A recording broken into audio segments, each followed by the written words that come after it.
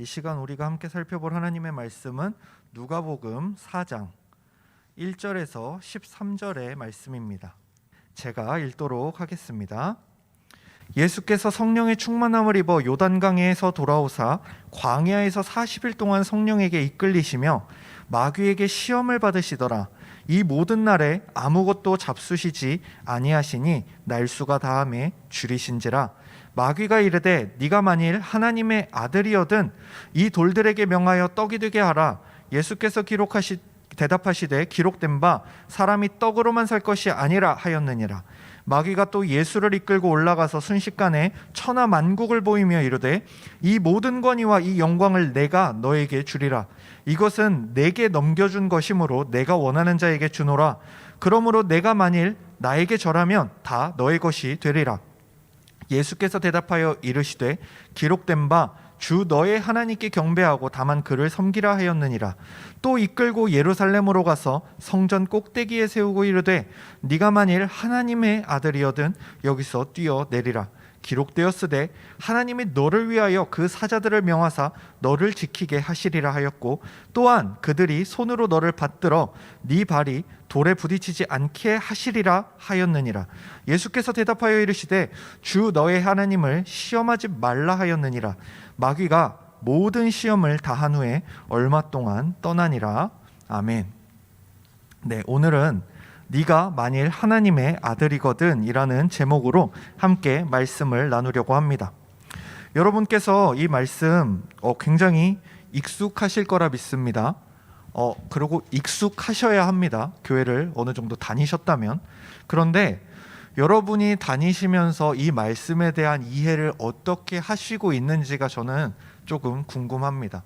여러분은 과연 이 말씀을 어떻게 이해하고 계신지 한번 오늘의 말씀을 들으시면서 여러분이 그동안 이해하고 있던 것과 동일한지에 대해서 한번 점검해 보시기 바랍니다. 저희가 이번 주에 만났지만 지난주에도 물론 만났죠. 그런데 교사 헌신예배 특강이 있었기에 이렇게 말씀을 함께 살피지는 못했었습니다. 2주 전 내용이지만 여러분이 혹시 기억하신다면은 우리는 계속해서 예수 그리스도에 대하여 누가복음의 말씀을 통해 함께 살펴보고 있습니다.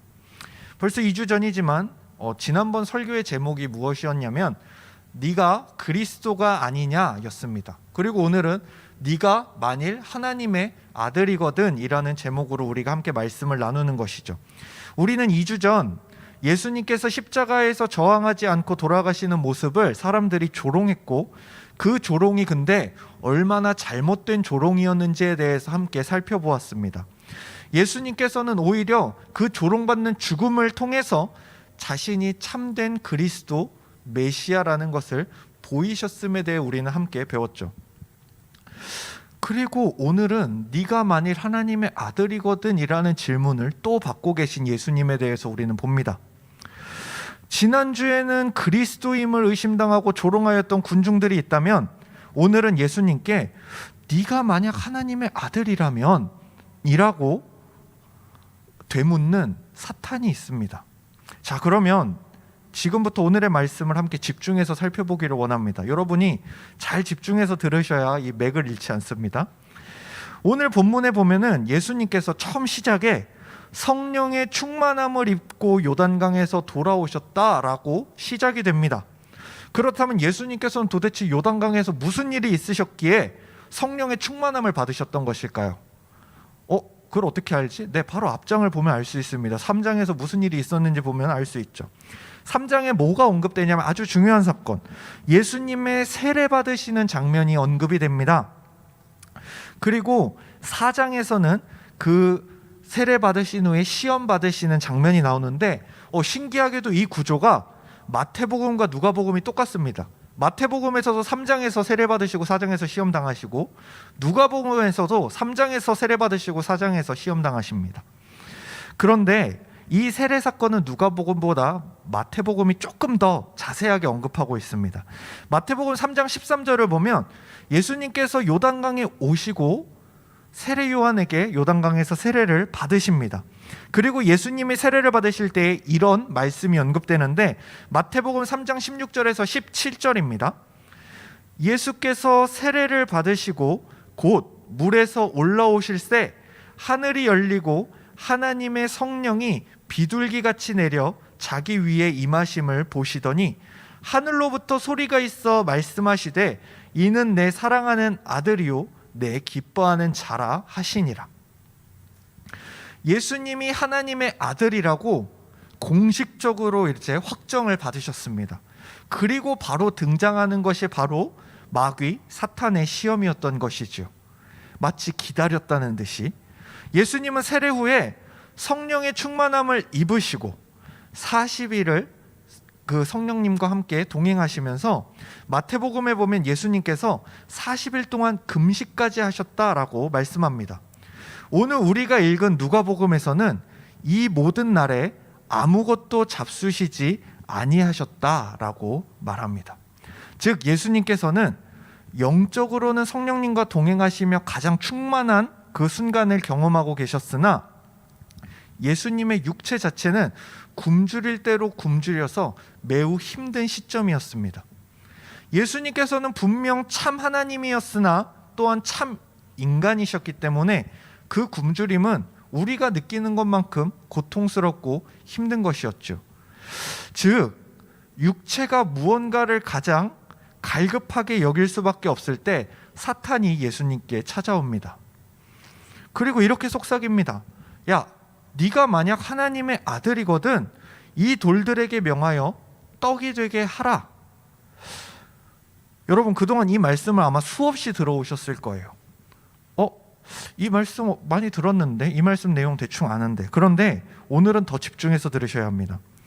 우리는 하나님의 사람을 향한, 하나님의 사람, 하나님의 아들들을 향한 마귀의 시험이 이번이 처음이 아니라는 것을 알아야 합니다. 여러분은 이 말씀을 들으시면서 어떤 장면 혹은 어떤 말씀이 떠오르셔야 하는데, 바로 사탄이 인류의 첫 여자를 유혹하던 그 장면을 떠올리셔야 합니다. 지금부터 그 장면과 오늘의 말씀을 한번 비교해서 살펴보도록 할 텐데요. 우선 이 장면 자체를 먼저 살펴보자면, 마귀는 예수님께 이 돌들에게 명하여 떡이 되게 하라라고 말합니다. 그리고 여기에 전제가 붙습니다. 전제. 그것이 무엇이냐면 네가 만약 하나님의 아들이라면, 즉 너가 하나님의 아들이라면 이 돌들을 떡이 되게 함으로 말미암아 네가 하나님의 아들이라는 것을 증명하라는 것이죠. 즉 마귀는 지금 예수님을 향하여 도발을 시작한 것입니다. 육체적으로 가장 연약할 때, 가장 원초적인 욕망이 가득할 때 마귀는 네가 진짜 하나님의 아들이라면 자, 이제 너의 필요를 채워봐 라고 요구하는 것이죠. 우리 역시 비슷한 질문을 받을 때가 많습니다. 네가 만약 그리스도인이라면, 네가 정말 하나님의 백성이라면 네가 처한 배고픔, 가난, 질병, 어려움, 외로움, 슬픔, 부족한 너의 학벌, 그리고 백수가 된 너의 상황들, 이 어둡고 부정적인 것들로부터 한번 벗어나봐 하고 요구하는 것이죠. 야, 하나님께 기도하면 되잖아. 하나님의 자녀라며. 너희를 괴롭히는 환경에서 하나님의 이름으로 한번 벗어나봐 하고 세상은 도발해 옵니다. 특히 저처럼 사역을 하게 되면 이런 압박이 조금 더 거세게 다가옵니다. 야, 저기 보이고 저기 다 보이지. 배고프고 가난하고 병들고 힘들어하고 외로워하고 슬퍼하고 무식하고 무능한 저 사람들, 너 사역자라며, 너 하나님의 백성이라며, 너 하나님의 일을 하는 강도사라며, 전도사라며, 목사라며, 가서 기도 좀 해줘. 기도해주고 축복을 받게 해서 변하게 만들어봐. 무슨 사역자가 이렇게 무능력해? 야, 네가 할 줄 아는 게 뭐야? 같이 울어주는 것밖에 할 수 있는 게 없네. 네가 근데 무슨 능력이 있어? 라고 계속 요구를 해오죠. 그리고 실제로 제가 아까도 말씀드렸듯이 아무 힘이 없어요, 여러분. 제가 지금 뭐 강도사 달고 있다고 해가지고 뭐가 다릅니까? 제가 뭐 기도하면 조금 더 다릅니까? 막 빛이 좀 납니까? 제가 뭐 전등도 아니고 빛이 날 일이 없죠. 똑같아요. 저도 답답할 때가 있고 저도 힘들 때가 있고 와, 이거 어떡하지 싶을 때가 있습니다. 그런데 마귀는 항상 그런 것들로 우리에게 찔러옵니다. 야, 하나님의 아들이라며, 하나님의 자녀라며, 하나님의 딸이라며, 그리스도인이라며, 하나님의 백성이라며 기도해봐, 기도로 이것들을 바꿔봐 라고 요구해오죠. 마귀의 요구가 간사한 것은 이런 말을 하면서 붙이는 전제가 네가 하나님의 아들이거든 이라는 것입니다. 마치 하나님의 아들이 아닌 것처럼. 조금 더 풀어서 얘기해 볼게요. 야, 거기 예수, 너 배고프지? 하나님의 아들은 돌들을 떡으로 만들 수 있어. 그러니 저 돌들로 떡을 만들어 먹어. 근데 만약에 떡이 안 되지? 그러면 넌 하나님의 아들이 아닌 거 아니야? 라는 것이죠. 여러분에게도 동일하게 얘기해 볼까요? 야, 너 그리스도인이라며, 기도해봐. 너 기도했는데 아직도 배고파? 아직도 가난해? 아직도 병이 안 났어? 외로워? 슬퍼? 우울해? 아직도 학벌이 그 정도야? 아직도 백수야? 그럼 너는 그리스도인인가? 하나님의 자녀가 맞나? 라는 질문이 우리에게도 쏟아져 들어오는 것이죠. 그러나 오늘의 말씀이 너무나도 감사한 것은 무엇이냐면, 예수님이 만약에 진짜로 마귀의 이 요구를 듣고 내가 하나님의 아들임을 보여줄게 하고 돌들에게 명령을 해서 돌들이 소보루와 단팥빵이 됐다면 저와 우리는 낙심할 것입니다. 왜죠? 우리가 길가를 가다가 돌들에게 소보루가 되라 이렇다고 소보루가 되지 않잖아요. 근데 예수님은 하셨단 말이지. 그러면 우리랑 차이가 생긴단 말이에요. 근데 예수님께서는 그렇게 하지 않으시고 오히려 하나님의 말씀으로 참된 하나님의 자녀만이 할 수 있는 선포를 하셨습니다. 바로 4절에 기록된 바 사람이 떡으로만 살 것이 아니라. 마태복음 4장 4절에는 조금 더 자세히 기록되어 있습니다. 제가 읽어드리겠습니다. 예수께서 대답하여 이르시되 기록되었으되 사람이 떡으로만 살 것이 아니요 하나님의 입으로부터 나오는 모든 말씀으로 살 것이라 하였느니라 하시니, 이는 신명기 8장 3절의 말씀을 인용하신 것입니다. 신명기 8장 3절에 이렇게 기록되어 있습니다. 너를 낮추시며 너를 줄이게 하시며 또 너로 알지 못하며 내 조상들도 알지 못하던 만나를 너에게 먹이신 것은 사람이 떡으로만 사는 것이 아니요 여호와의 입에서 나오는 모든 말씀으로 사는 줄을 너가 알게 하려 하심이라. 이 말씀이 너무나도 중요합니다. 여러분, 오늘 말씀에 우리가 들어갈 때 예수님이 성령님과 동행하셨던 그 40일 금식 사건 이후 이 시험을 당하고 계신다고 제가 말씀드렸어요. 그런데 마침 신명기 8장 3절이 언급되는 이 배경에서 이 말씀이 나온 것은 바로 그 전에 무엇이 언급되냐? 40년 광야 생활이 언급됩니다. 40년 광야 생활이 언급되고 사람이 떡으로만 살 것이 아니요 여호와의 입에서 나오는 모든 말씀으로 살 것이다 라는 신명기 구조와 오늘 구조는 예수님의 40일 광야 생활과 다시 마귀의 대답에 대해 사람이 떡으로만 살 것이 아니요 하나님의 말씀으로 살 것이다 라는 이 구조가 함께 나오고 있는 것이죠. 여러분, 그런데 여기서 우리가 다시금 눈여겨봐야 될 것이 있습니다. 바로 하나님이 그 40년 광야 생활 가운데 이스라엘 백성에게 하셨던 것이 무엇이냐? 신명기 8장 3절의 초반부가 무엇이라 말하냐? 너를 낮추시며 너를 줄이게 하시며. 즉 그들을 일부러 낮추시고 그들을 배고프게 만드셔서 무엇을 확인하시는가? 하나님의 명령을 지키는지 확인하십니다. 그리고 정말 이 중요한 말씀, 이 낮추시고 줄이게 하시는 이건 역시도 하나님의 뜻이라는 것을 예수님이 인용하신 신명기 8장 3절이 언급하고 있는 것입니다.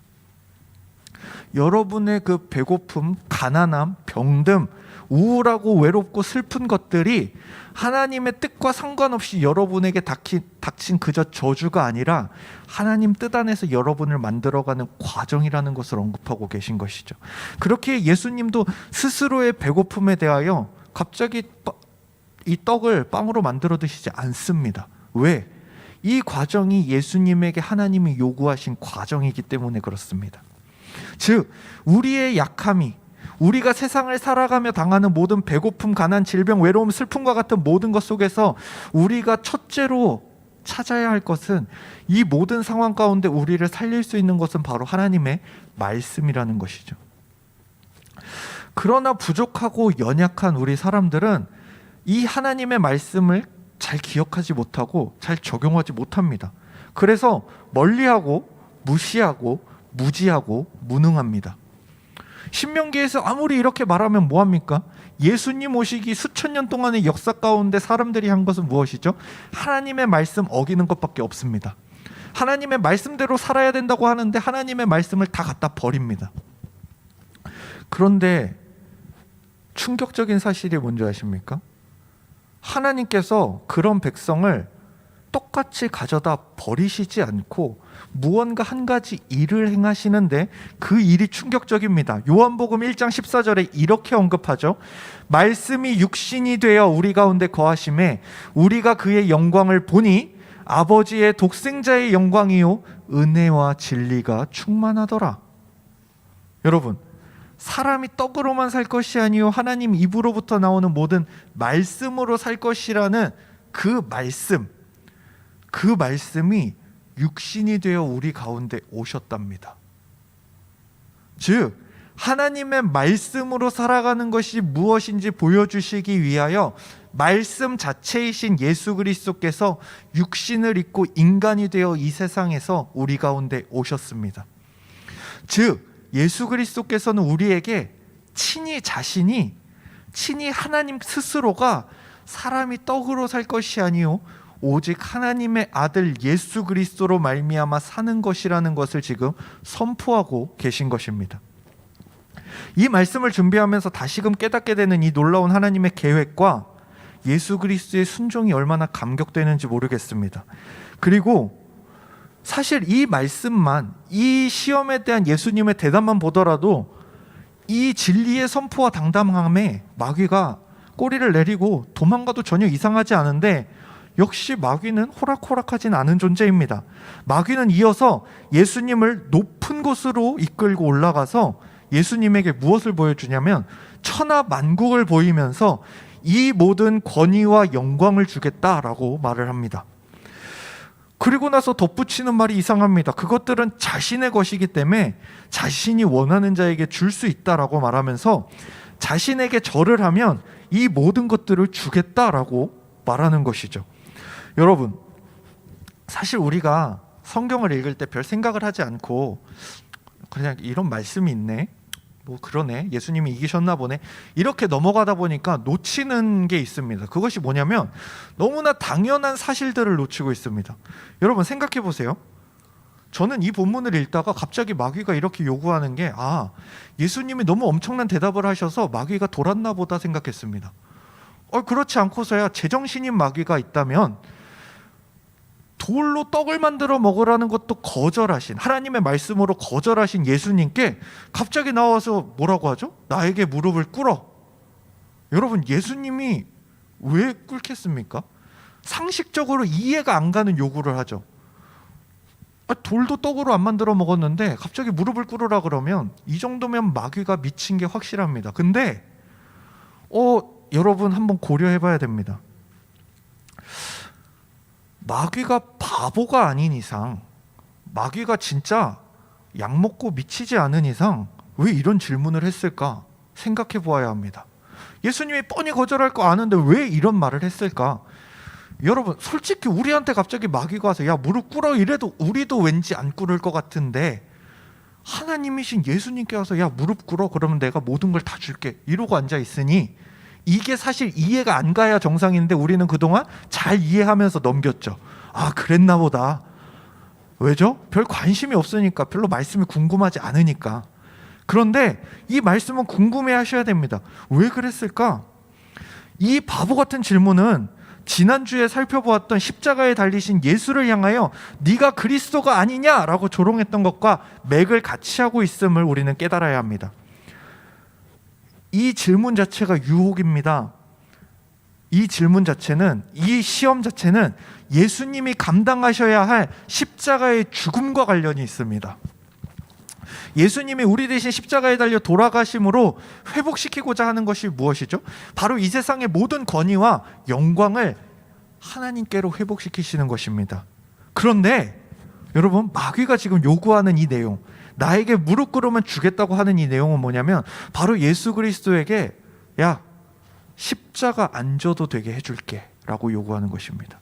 너가 십자가에서 죽음으로써 이루어야 될 그 모든 영광과 권위 안 죽어도 돼. 너 인간이잖아, 힘들잖아, 아프잖아. 안 죽어도 되고 나에게 무릎만 꿇어. 그러면 내가 이 모든 것 다 줄게. 여러분, 이 정도면 조금 달콤합니다. 누군가 여러분에게 야, 무릎만 꿇으면 내가 너 안 죽어도 되게 해줄게 라고 한다면 조금 느낌이 다르죠? 일단 살아야 되지 않겠어요? 아까는 마귀가 돌았나 싶었는데 이제는 뭔가 납득이 갈 만한 질문이 됩니다. 생명이 달려 있어? 그러면 조금 고려해 봐야 되지 않겠나? 무릎만 꿇으면 그렇게 비참하게 죽을 필요도 없고 인간으로 계속 이렇게 살아갈 필요도 없이 무릎만 꿇으면 쉬운 길을 허락해 주겠다는 겁니다. 무릎만 꿇으면 사랑하는 제자들에게 배신당할 필요도, 십자가에서 누구보다 비참하게 죽을 필요도 없다고 말하는 것이죠. 우리가 볼 땐 바보 같은 유혹일지 모르지만 예수님이라는 그 한 사람에게는 가장 갈급한 질문이었을 것입니다.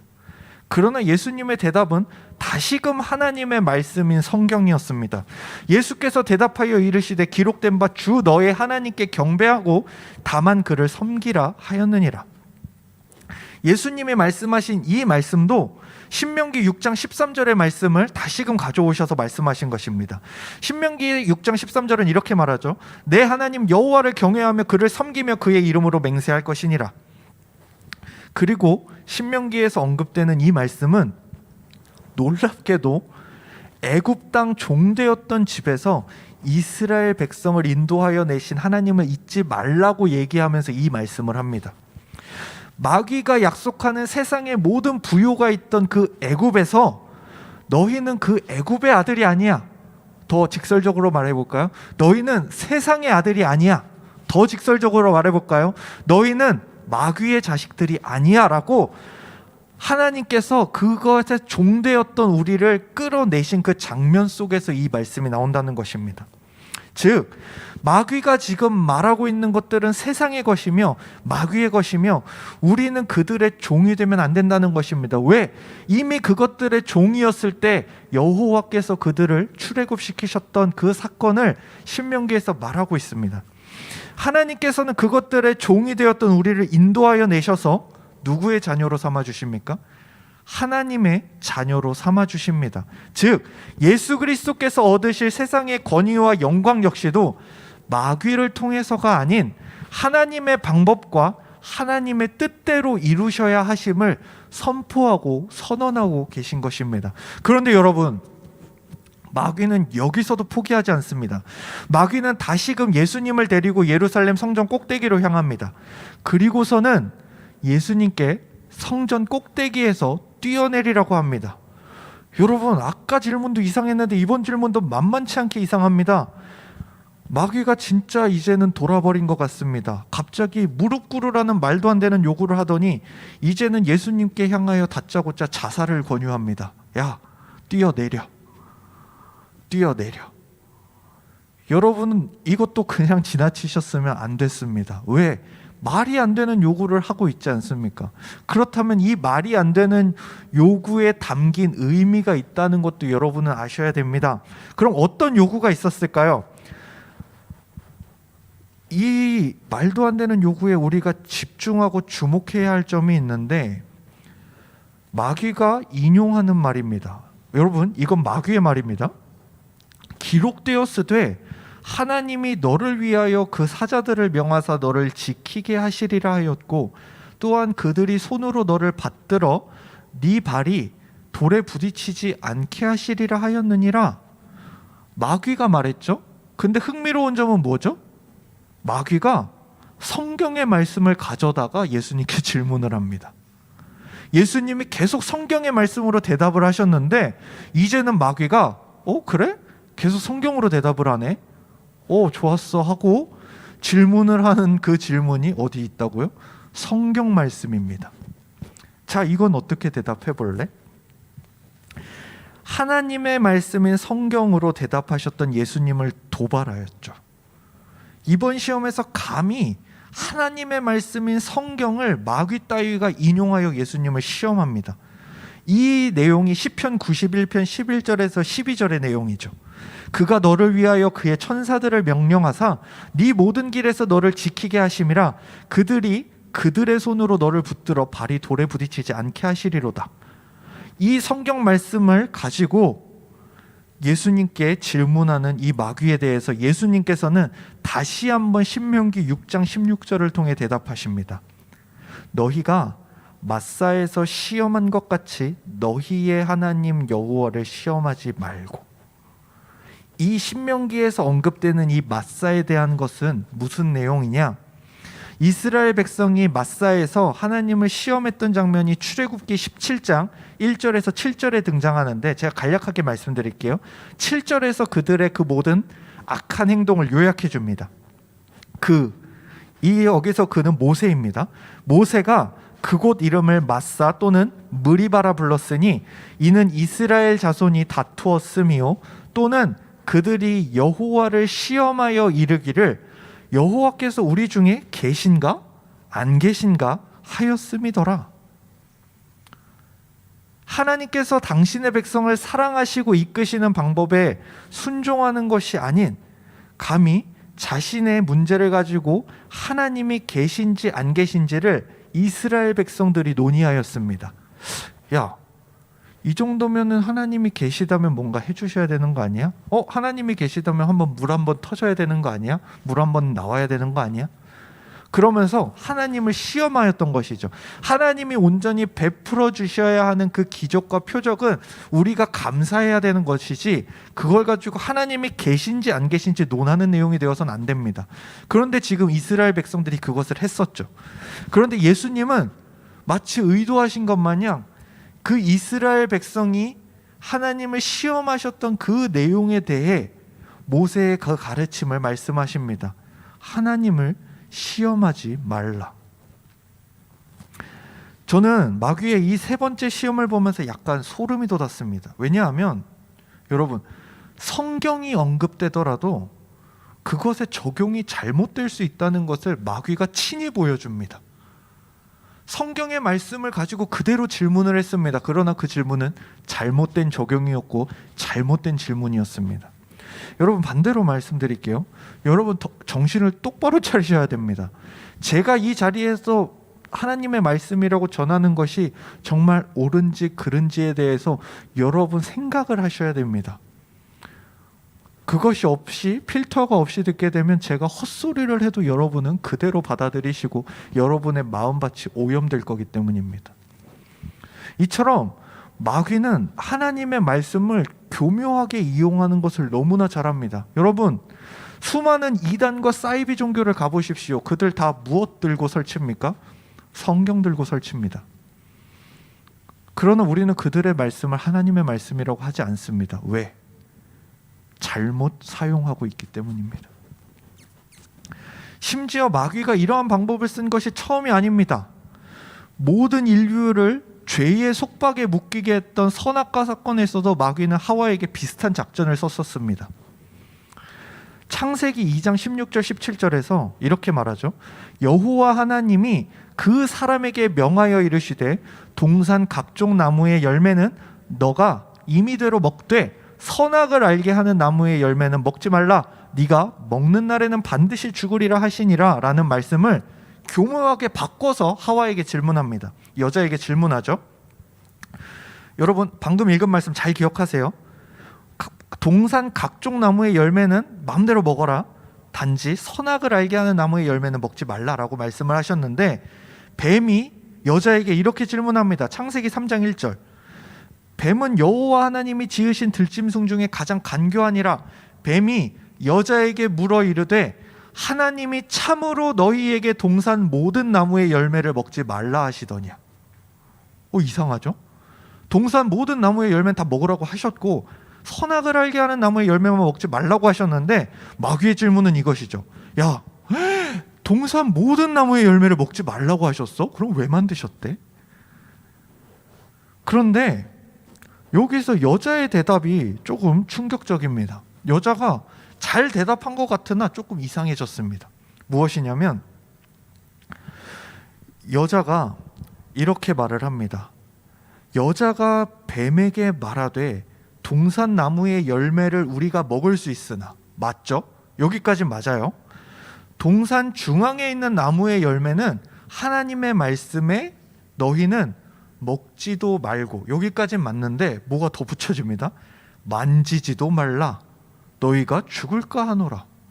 마귀가 하나님의 말씀을 살짝 비틀었는데 이 여자의 대답에서도 하나님의 말씀이 비틀어져 있습니다.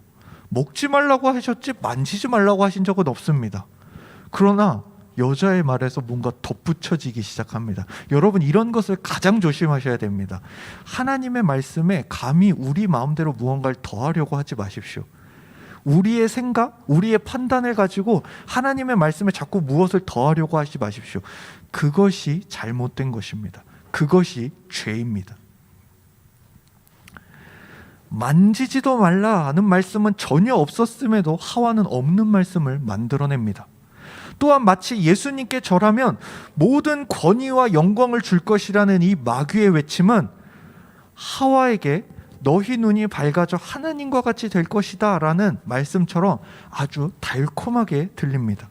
그러나 차이가 있다면 여자는 그 유혹 직후 선악을 알게 하는 나무의 열매를 보았을 때 어떻게 보였죠? 보암직하고 탐스럽게 보여서 그 열매를 범합니다. 그러나 예수님은 그러한 유혹에 정확무호한 하나님의 말씀으로 대답하셨다는 것이 차이입니다. 여러분, 오늘의 말씀을 들은 여러분은 어떻습니까? 여러분은 마귀의 유혹에 세상이 줄 영광이, 세상의 그 모든 가치와 세상의 모든 부요함과 세상의 재물과 세상의 권위와 세상의 명예와 세상의 권력이 보암직하고 탐스럽게 여겨지십니까? 아니면 그 모든 유혹 가운데 하나님의 말씀은 무엇이었는지를 기억하시고 그것에 저항하고 계십니까?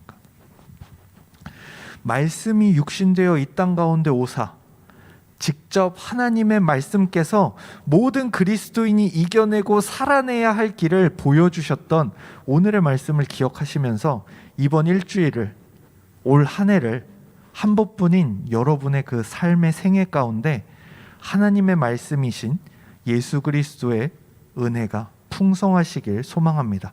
우리 함께 기도하도록 하겠습니다. 하나님 아버지, 은혜와 사랑을 감사드립니다.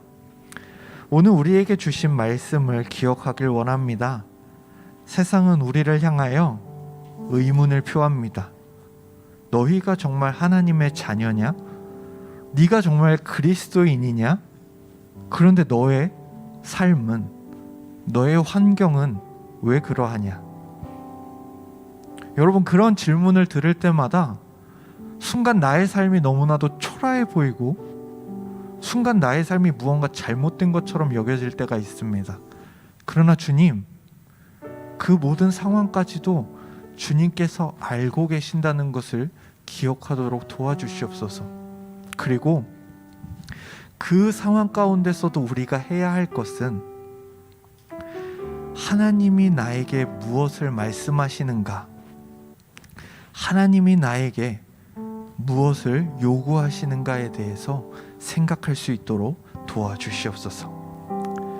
이 시간 우리 함께 들으신 말씀을 기억하시면서 기도했으면 좋겠습니다. 세상의 그 수많은 질문과 유혹 가운데 하나님의 말씀을 기억하는 우리 청년 일부가 되도록 여러분 각자 자신이 될 수 있도록 이 시간 함께 기도하겠습니다.